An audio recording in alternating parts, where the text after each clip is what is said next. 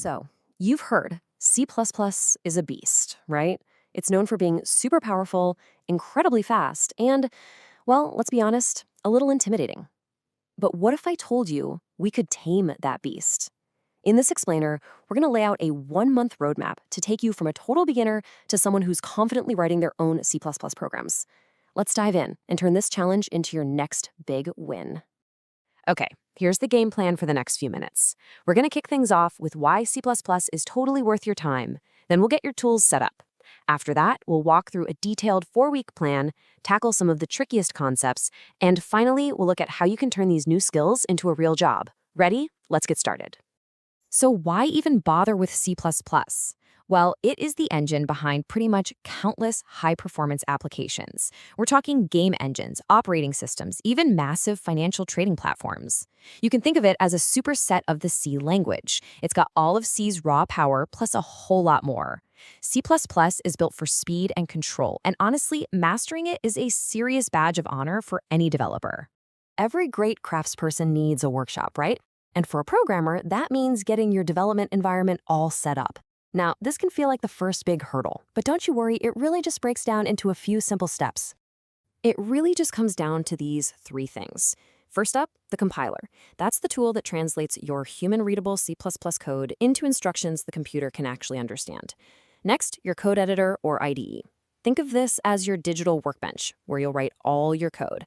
And finally, a build system, like CMake, which is just a way to keep your projects nice and organized as they get bigger. That's it. That's all you need to get rolling. Once your setup is ready, you're going to write and run your very first program. And yeah, it'll probably just print "Hello World" to the screen, but trust me on this. Seeing your own code actually do something for the very first time, that's a huge moment. It's your first victory, and it's the proof that you are officially on your way. All right, here we go. This is the heart of our plan. We've taken this huge mountain called C++ and broken it down into 4 manageable, week-long hikes. This whole structure is designed to build your knowledge logically, one piece at a time, so you never feel like you're getting overwhelmed. Your first week is all about learning the basic grammar and vocabulary of the language. You'll cover things like math, different data types, and functions. But listen, pay extra close attention to control flow. That's your if statements and your loops. Getting the logic right here is the absolute bedrock for everything else you're going to do. It is the most critical foundation you will build. In week 2, we start actually building with our new tools. You'll learn how to group data and functions together into these logical units using structures and classes. We'll also take our first peek at pointers, which really are just variables that hold memory addresses. And we'll introduce the standard library, the STL. Think of it as your own personal treasure chest full of pre-built tools for things like storing lists of data. Week 3 is all about object-oriented programming, or OOP for short. This is a really powerful way to design software that kind of models real-world objects. You'll learn about concepts like polymorphism, which is just a fancy word for writing code that can work with all different types of objects in a uniform way. It makes your code incredibly flexible and powerful. And finally, week 4 is where we learn to write code like a pro. This means handling errors gracefully and, most importantly, managing memory safely. This is where we bring in modern C++ features like smart pointers and the single most important safety concept in all of C++, RII. I know it sounds weird, but it's like a superpower for preventing bugs, and we're going to break it down right now. Okay, let's talk about the topics that often scare beginners away. Pointers, memory management, and that strange acronym RAII. These are what people call the dragons of C++. But you know what? They are not nearly as scary as they seem. We're about to tame them with a few really simple analogies. This analogy just perfectly simplifies a core concept. A pointer is like a variable that holds a memory address. You can make it point to a different address, or you can even make it point to nothing at all. But a reference, it's just a nickname for a variable that already exists. Once you give a house a nickname, it always refers to that one specific house. It's a bit less flexible, sure, but it's a whole lot safer. Ray might sound super complicated, but it's one of C++'s greatest superpowers.